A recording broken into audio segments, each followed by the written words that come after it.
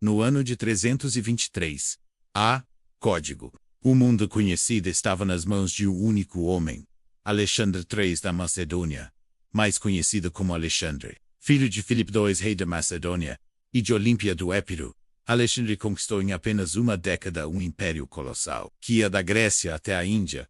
Ele derrotou o poderoso Império Persa, fundou dezenas de cidades menos muitas, com seu próprio nome, e foi reverenciado como um deus em vida. Mas aos 32 anos, no auge do poder, Alexandre morreu de forma repentina e misteriosa em Babilônia.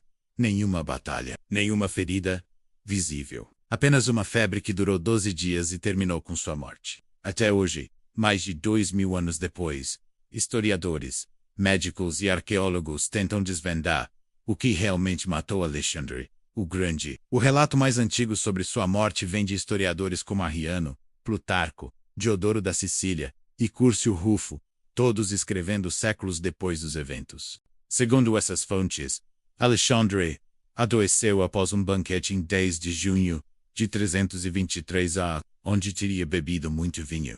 Ele começou a sentir dores abdominais intensas, febre alta e, ao longo dos dias seguintes, sua condição piorou. Ele perdeu a fala, mal conseguia se mover, e em 13 dias morreu. Há algo que chama atenção nesses relatos.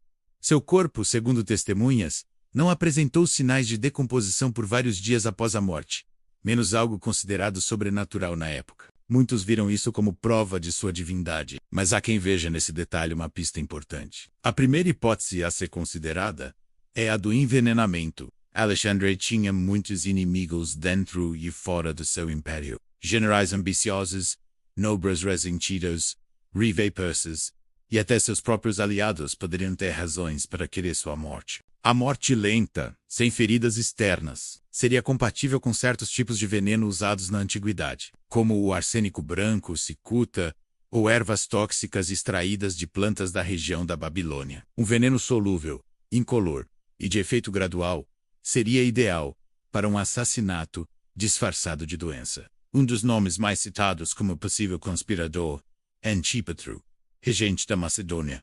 Na ausência de Alexandre, Alexandre havia chamado Antípatro para prestar contas na Babilônia, o que poderia ter motivado um plano de assassinato. Um de seus filhos, Iolau, era o copeiro de Alexandre e teria tido acesso direto à bebida. Porém, historiadores antigos discordam sobre essa teoria. Plutarco rejeita a hipótese de envenenamento, dizendo que uma morte tão longa e dolorosa seria improvável com os venenos conhecidos da época. Além disso, nenhum autor contemporâneo mencionou suspeita direta. Outra teoria intrigante é de uma doença infecciosa natural, como a febre tifoide, a malária ou a febre do Nilo Ocidental. Médicos modernos sugerem que os sintomas descritos, febre alta, dor intensa, fraqueza progressiva e colapso orgânico, poderiam ser causados por essas doenças, especialmente em uma região quente e pantanosa, como a Mesopotâmia. Uma análise publicada no New England Journal of Medicine, em 1998, argumenta que Alexandre pode ter sido vítima de febre tifoide, uma infecção bacteriana que era comum na Babilônia. Outros especialistas sugerem pancreatite aguda, causada por excesso de álcool, menos compatível com os relatos do banquete. Há ainda a possibilidade de síndrome de Guillain-Barré, uma condição neurológica autoimune que paralisa o corpo lentamente, deixando a mente alerta. Essa teoria se baseia na ideia de que Alexandre poderia ter sido declarado morto enquanto ainda estava vivo, mas incapaz de se mover ou se comunicar, o que explicaria a falta de decomposição. Ele ainda não havia morrido. Essa hipótese é assustadora, mas não impossível, dada a medicina rudimentar da época. Alexandre já havia sobrevivido a feridas gravíssimas ao longo de sua carreira. Uma flecha perfurou seu pulmão na Índia. Outra quase arrancou seu olho em uma batalha anterior. Mas o que o matou foi algo invisível, interno, silencioso. Outro elemento que alimenta o mistério é a ausência de um herdeiro claro. Alexandre teve um filho com sua esposa Roxana, mas a criança ainda era um bebê no momento da morte do pai. Isso gerou um vácuo de poder e disputas sangrentas entre seus generais, conhecidos como os diádocos. A falta de sucessão clara levanta suspeitas. Teria algum deles se adiantado e eliminado Alexandre para dividir o império? Cassandro, Ptolomeu, Seleuco, Lisímaco e Antígono foram os principais beneficiados com a morte de Alexandre. Seria coincidência?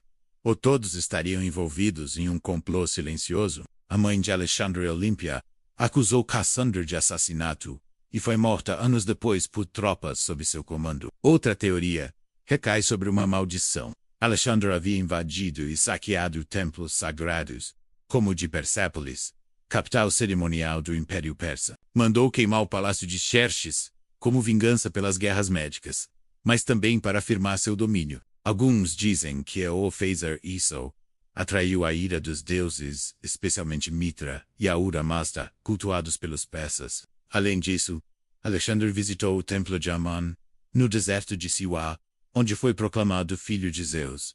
Teria ele ofendido os deuses por sua arrogância? Para os babilônios, a morte repentina de um rei, em boa forma física, só podia ser obra de maldição. A interpretação astrológica da época também apontava sinais nefastos. Eclipses e conjunções desfavoráveis ocorridos pouco antes da doença de Alexandre foram registrados como presságios de queda. Outra questão obscura é o paradeiro do corpo de Alexandre. Após sua morte, o cadáver foi embalsamado e preparado para retornar à Macedônia, mas foi desviado por Ptolomeu, que levou o corpo para o Egito, estabelecendo-o em Alexandria como símbolo de legitimidade.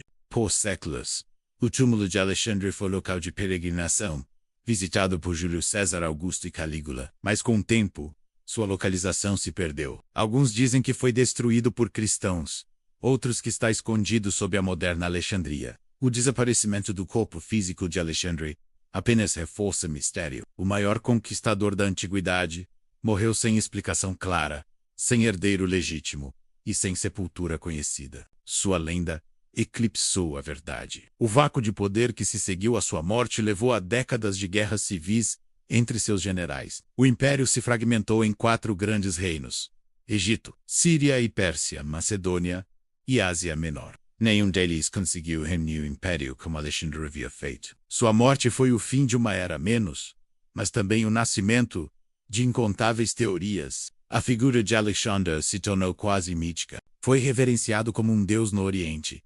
Inspirou heróis medievais e renascentistas. E seu nome ecoa até hoje como sinônimo de liderança, ambição e glória. Mas sua morte permanece uma ferida aberta na história antiga. Teria sido vítima da própria ambição, do excesso de conquistas, da exaustão física e mental, ou o brilho de seu império atraiu cobras à sua volta? O silêncio de seu corpo, que não se decomponha, é um símbolo poderoso, menos como se ele mesmo, em seu último ato, desafiasse a morte. Ao não se decompor, Alexandre reafirmava sua condição de semideus, imortalizado não apenas nas moedas e colunas, mas no mistério que envolveu seu fim. Para a medicina moderna, o caso permanece aberto. Para a história, uma das grandes narrativas não resolvidas da antiguidade.